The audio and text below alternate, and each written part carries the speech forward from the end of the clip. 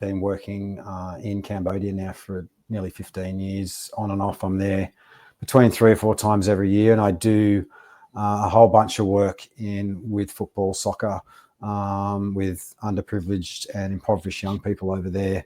And then from doing that, then got connected with a whole bunch of other organizations, and just found, particularly in Cambodia, there was just this real gap, but also a real hunger to be developed, to learn, to grow as leaders in particular.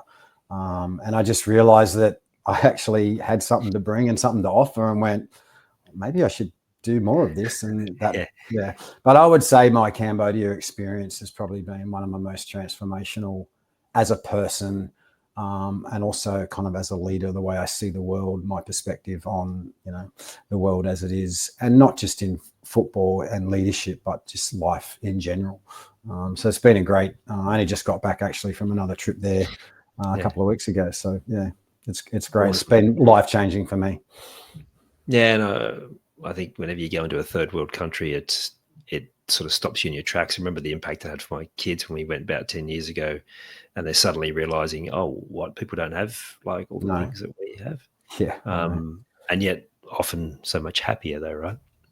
Yeah, I mean, everybody says that, you go into a local village and kids are sitting on the ground playing with stones and rubber bands, and they've got the biggest smiles on their face that you've ever seen, having the best time ever. And sometimes I think it is a good, I take teams every year.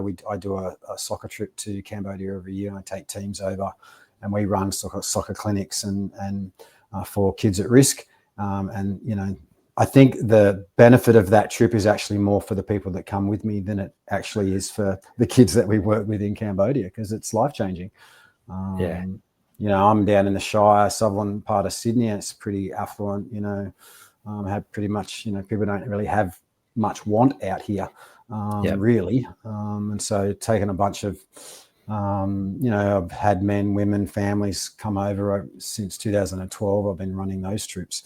And just the impact on the people I take over is, I think, definitely more than the impact on the kids that we serve. Even though they love it, the kids love it, they have a ball. But the long-term impact, I think is definitely on the people that I take over. Can you think of a specific example, like maybe a young person that had a profound impact from the trip?